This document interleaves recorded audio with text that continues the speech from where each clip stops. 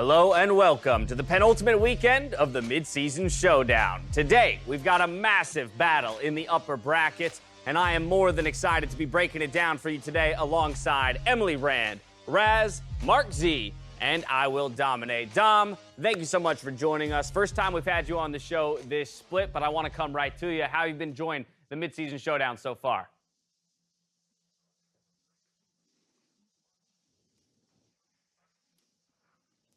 Going to be the top dogs, and here we are. So I'm ready to get into it, break it down. It's a perfect primer for our series today. We will see the lock-in Titans Team Liquid taking on our first place team in the regular season, Cloud9. Now, whoever loses today's series will be moving to our lower bracket, where they'll face off against the victor of tomorrow's series between TSM and 100 Thieves.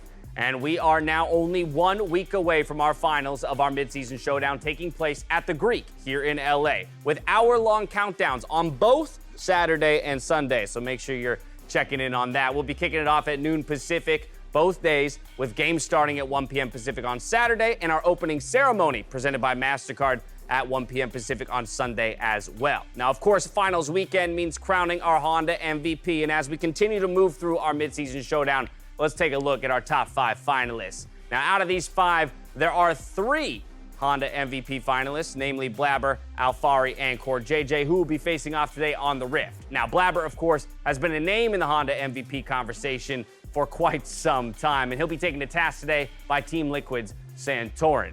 And so, Mark, I think we have to talk about these two in the jungle matchup first because they've long been considered Titans of the league.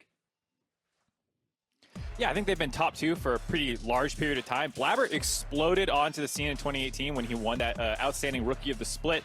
He's got MVPs. Sensei has been runner-up. Santorin has been around a lot longer. He also won it just way back in 2015, the Outstanding Rookie of the Split on TSM. Since then, he's made multiple All-Pros. He's been kind of a mainstay at the top of the table. These players both also have great team accomplishments.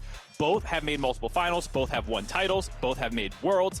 They are super, super accomplished, and they both are so good that over the last year, it's basically been them at the top of the table, 1-2, with not many other people really in consideration. It sets us up for quite the showdown there in the jungle. But, Dom, I do think it's good of us to refocus in on the series today and understand a little bit about what each of these players brings to the table.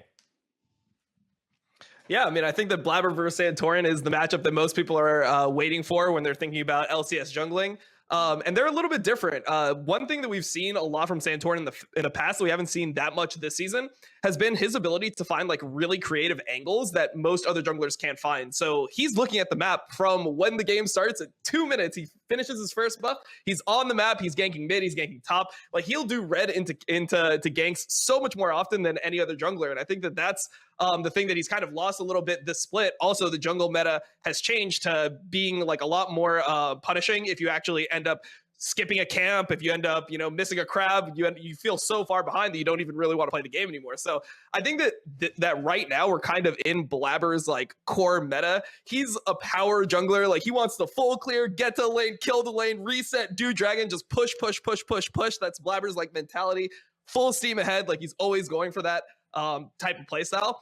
And I think that it's really just going to be about, can Santorin pick and find like his timings where he's getting off really quality ganks when he has his moments in the series.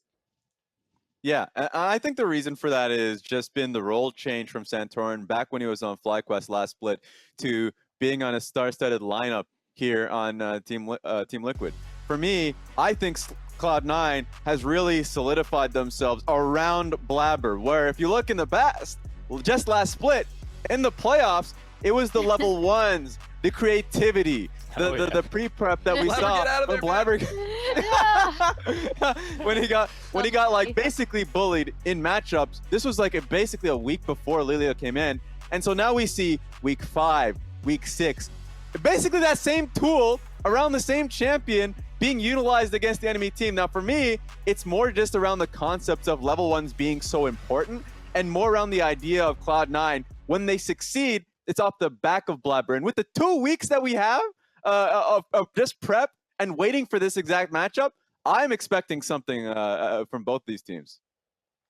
And I'm glad you touched upon last year, Raz, because I think a really important thing and something I've noted in other analyst desk segments as well is that Blabber's pathing has improved so much, to Dom's point, in a meta where he's a lot more comfortable. Last year, we saw, and a lot of people would talk about how much Niski helped him out from the mid lane, right? And this year, in a more farming kind of carry style meta where you're power farming up and then you're affecting your lanes, you're looking at the map in a more holistic way because you're kind of pathing for yourself more than affecting your lane super early. He's still going topside. He knows exactly where he wants to be. He's helping facilitate their early game from a much more comfortable position. And I've actually been really impressed with how much his pathing knowledge has grown in a meta that just suits him so much better. And it's helped out every single aspect of this team. Yeah, and I think the one thing that we're going to have to look for this series is Santorin able to find a way to kind of disrupt the overall like jungle full clear meta pattern that Blabber is so good at. Yeah, like, is he going to be able to jump to some of the picks that we've seen in other regions like Jarvan, Nocturne? We're not on 11.6, so we can't get the Volibears in yet, but I feel like the Xin Zhao. Yeah, the Xin Zhao is actually really, really, really strong. So are there going to be opportunities for Santorin to pick champions that have more agency and can hit certain timings that other people aren't super practiced against? That's kind of why I liked in the previous matchup when he pulled out the Skarner, was he was able to like do things and find picks that other people weren't really prepared for. So I feel like that's Santorin's biggest advantage is he able to kind of throw a different look at C9? Yeah, one thing that I'm not looking forward to is like the Nidalee pick. Even though he actually popped off, he was insane in that series. Like my biggest concern is if he goes towards like Nidalee versus Lilia, then you run into a situation where you can't contest for scuttle early. You might end up getting double scuttled. Like I don't want him to be in a position where he's just based off the picks and the lanes that are adjacent to him, like falling behind off that alone and hoping that C9 makes an error, like we saw from the last series when TL went against TSM. So that's what I'm looking for. Yeah, I think the disrupt term that Dom used is exactly what I want out of Santorin, because Blabber is the key to C9's early game in a lot of ways. Like they have incredible laners, obviously, but he is the focal point in a lot of ways for them for jump starting them. Over the 3 full splits that Blabber has started, all 3 of those splits have ended in the top 5 of kills and assists at 15. He is incredible at finding kills in the early game, and I don't think Santorin needs to match him kill for kill across the map so much as just find ways to ward him out, make sure that the laners know he's coming, and just stifle the early game. You don't need to actually go match him in kills or anything. Well, an awesome deep dive on the first of 5 matchups that we'll be taking a look at today. Dom, thank you so much for joining us. Before you leave, I'll be remiss if I let you go without getting your prediction. It's an early one, well, we'll have to wait for these 3, but who are you thinking is going to take it? Cloud9, TL, first team to the finals. Okay, so first off, Jack, please do not fire me for giving this prediction. Oh, no. I am a Cloud9 streamer, but I do think, and this is my brain talking, not my heart, I do think it's going to be a 3-2 for TL. I think it's going to be close, but I think TL might have the advantage in this one. All right, cut to somebody holding Jack back in the C9 headquarters right now. Don't do it to him, Jack! You got an email coming your way. Keep that banhammer back, my friend. All right, 3-2 is the prediction, but he predicts a close one at that. Be sure to check out Dom's co-stream over at twitch.tv/IWillDominate. And as we step away, not only are we bidding farewell to Dom, but also to our dearly departed Dignitas. R.I.P.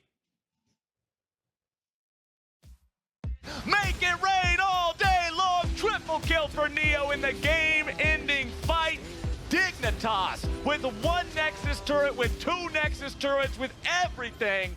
It's hard for me to say exactly what kind of mid laner I want to be right now, but I just want to at least be able to show that I'm able to compete with the top mid laners in LCS. Let's keep on adding some more champions into Dardas pool, man. Sword Art and all of TSM going after that. No way he does it back to back. Dardoch with the steal on the mountain drake. We're also focused on what we did wrong and how we can improve that. Most of the time when I'm talking, as soon as the Nexus explodes, it's just, you know, Aaron or Max just asking me what they should have done in this scenario. We will keep improving. Something like that. I don't know how to say this very well. As we say farewell to Dignitas for the spring split, they will carry over their record.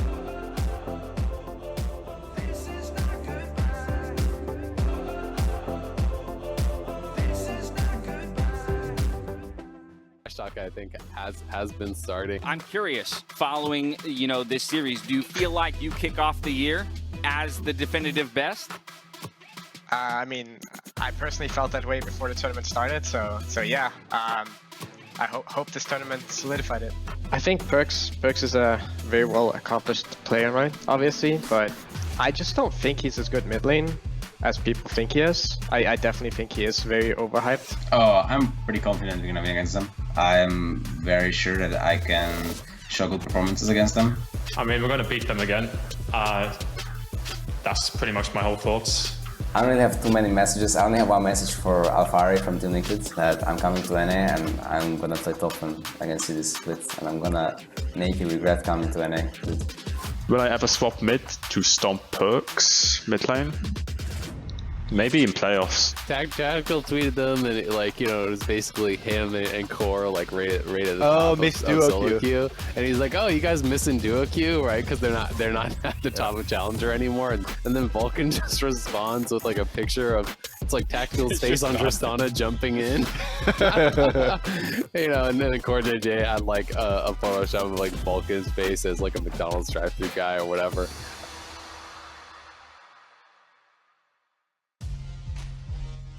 A wee bit of spice from both of our teams ahead of today's series. Welcome back to the LCS Countdown, where we've got Cloud9 and Team Liquid about to go head-to-head.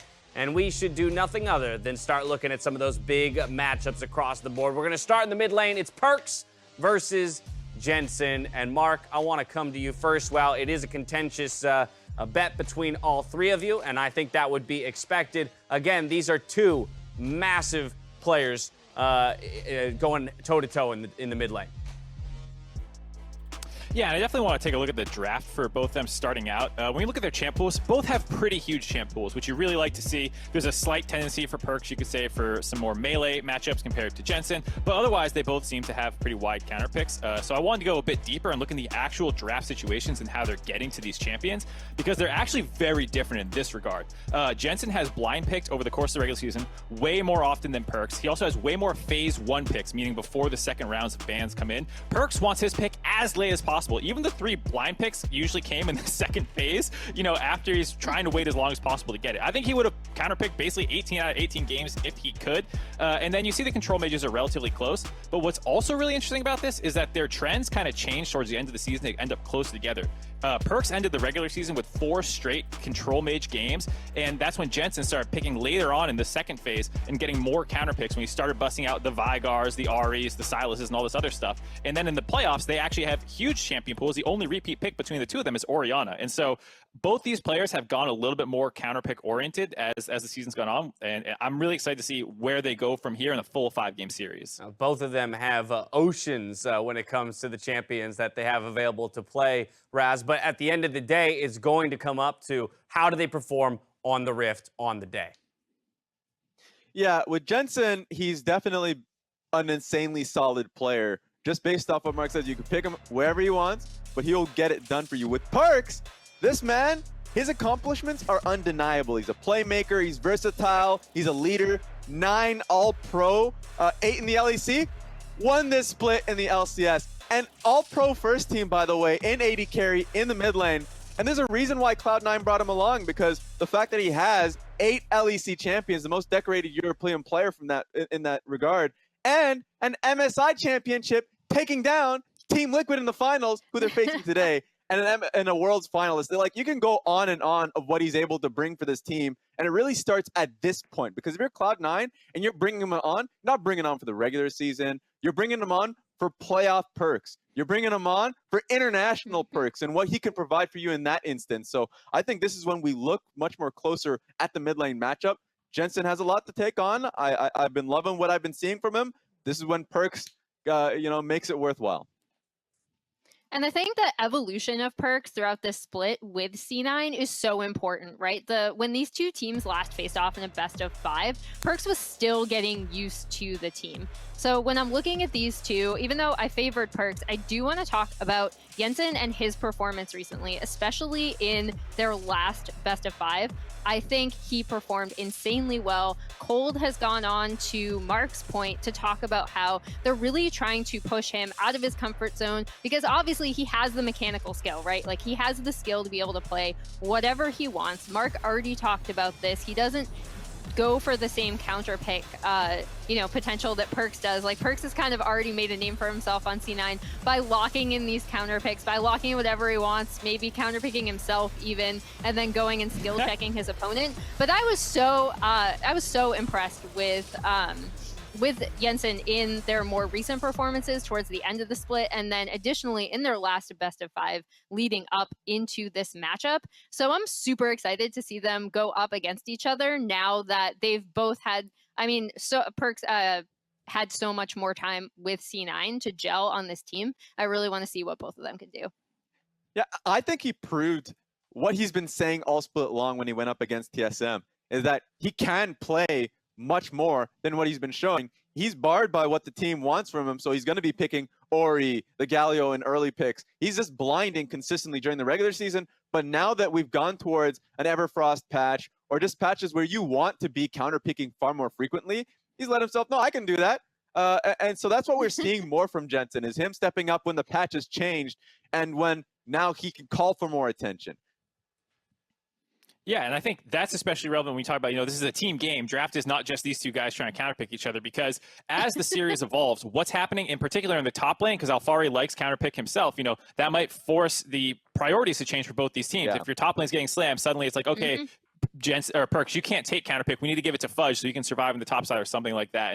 And it becomes very fluid over a 5-game series how these people have to react. And that's why I think the mid lane one's the most interesting, because I also think it's the most flexible in some regards. All right, but if you're talking top lane, I feel like we should go there next. You've got Alphari versus Fudge. We take a look at the report card and see where you guys stand. I don't think it's going to surprise anybody that there is favoritism towards Alphari. He's one of our top 3 contenders for Honda MVP. Emily Randy was unanimously the best top laner in the league this split.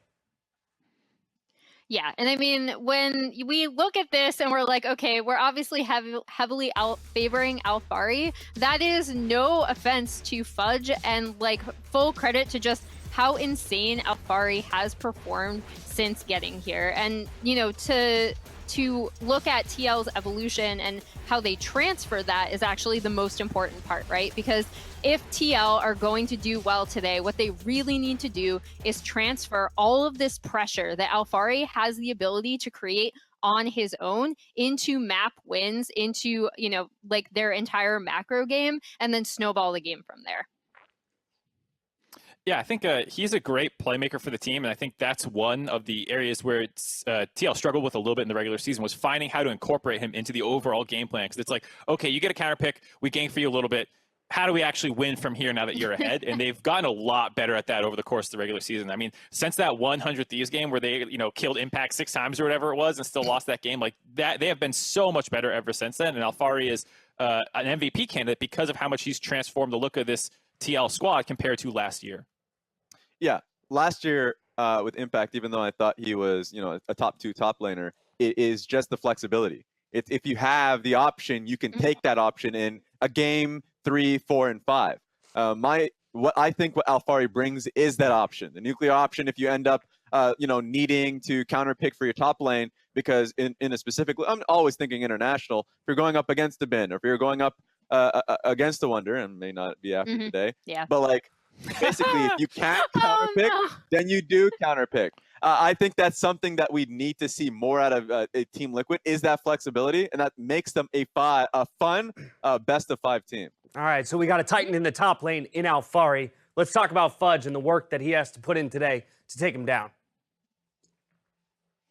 Yeah, I think obviously the big thing with Fudge is how much he's improved over the entire split, right? So we started with everyone really, really hammering him in lock-in tournament. Blabber was constantly going topside. Now it seems like the team has kind of taken the training wheels off, and if Blabber goes top, it's because it makes the most sense, right? Like I feel like they have kind of slowly backed off, allowed Fudge to come into his own, and you can really see just such a remarkable improvement, even though obviously you look at the matchup head-to-head, the statistics favor Alphari heavily. I think the most important thing is going to be how each of these integrate their top laners into what the team wants to do. And then additionally with Fudge, it's all about just how much he's improved, how can he hold his own, and whether Blabber can give him those advantages to try to snowball a lead on the top side. Yeah, I think the Fudge improvement has been remarkable. He has come in at the start of the regular season talking mad smack, then kind of really struggled in the lock-in tournament, and it's been an incredible arc to watch that change that he's gone through over the course of the regular season as well. Yeah, I think just kind of going back to that point, like I remember at the very beginning of the split, the conversation about like where would we place Fudge? For me, I had him before Someday, and maybe even before Fake God with how the regular season was going. But then even just being able to see what he's been able to do right now, Mark, like I think he's really gone above and beyond for that. Yeah, I think when you especially look at the direct matchups that he's played in the later portion of the split, he played a best of 5 against Someday in the lock-in tournament, got hard body basically for 5 games in a row almost. And then when you look at the matchup that they had in the best of 5s this playoffs, he actually got the better of Someday. When he got the counter picks and stuff, he was able to absolutely slam on the set. When he was counter picking, he was blinding Sion, doing great. And I think when you look at what happened against Alphari in the lock-in tournament, again, slammed for the majority of that series, but seeing the growth that he's had in the total turnaround from the 100 Thieves series, I expect a similar thing here where, yeah, he's still probably going to get outperformed. I think all of us are expecting that, but it won't be nearly to the same degree. And when given counter pick and played around, I expect it to be a lot better than it was in lock-in. Yeah, so like that's why I would say the difference in the opinions that we're seeing from like the bar graph where I have him in 60 is mostly because of that growth and evolution. The fact that just last series you could easily have put him as player of the series with how he was able to play. His set game play was phenomenal, and it has been not only as his lane getting steady and like more steadily better, but also just how he's able to manage in team fights. I think he has always been well connected with how the team plays. That Blabber has given him resources when it's been working, but now he's able to transition that a lot more cleanly. So 60% for me, just because it seems like, especially with the 2 weeks before the series happens, that he can make ground, and he already has. All right, well, there's one lane left to talk about, and that's the 2 duos going up against each other in the bot lane. We've got Sven and Vulcan on one side, Tactical Core JJ on the other. I'll remind everybody that at the start of the split, the conversation was best bot lane in North America. These were 2 of the ones that were on the table. I think most, though, Raz, at this point would argue Sven Vulcan have found some consistency where Tactical and Core JJ have maybe struggled to find the same thing. Yeah, I was actually a little surprised when Core JJ got all-pro first team, because I felt that Vulcan throughout the entire split had been insanely consistent, has always been a shining light for how Cloud9 has played their games. No knock on Core JJ. I would have had him as a very, very close second. And I think at the end of the day, how the playoffs have been panning out, Core JJ has been great. For me, AD carry has been the real focus for me. No. Usually, I don't talk about major blunders, huge focus errors.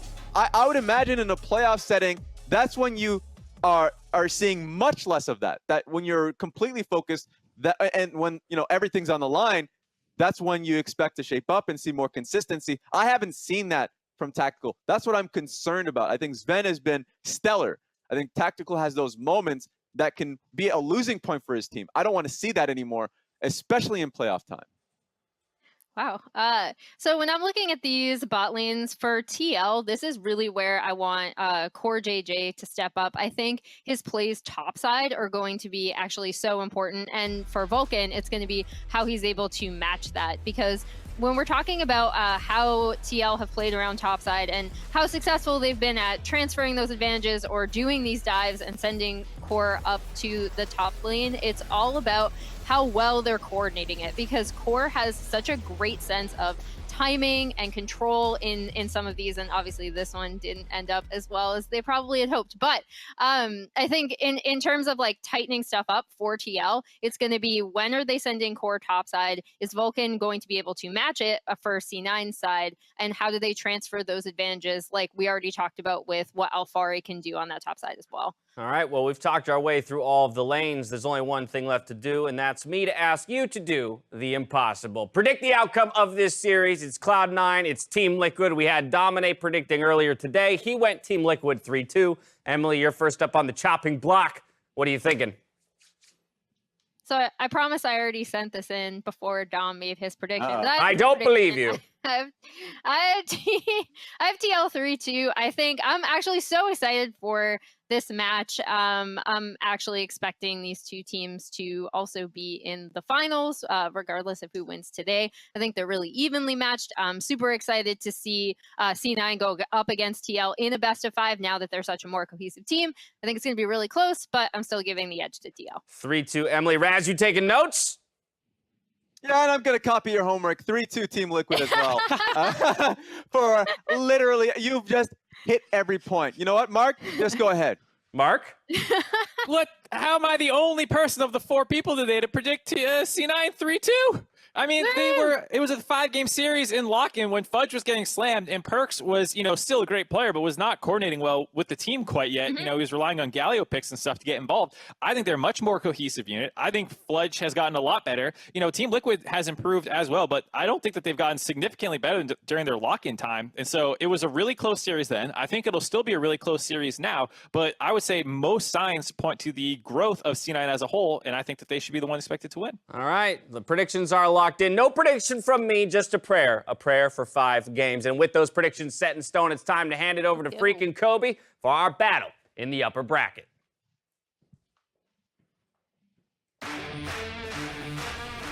All my hopes of solid League of Legends play rest on Cloud9 TL. I think we're going to have the best League of Legends we've had all year long in this match. Definitely put that on your calendar. That's for damn sure. Look at my shine with the glow. Can Perks win up though someday? Oh, elite 3-man knockout, big damage, huge by Perks. We lost both games this split to Liquid, so really want to take revenge on them. Want to smash them. Oh, wow. Wide breaker, dunk, finds FBI again,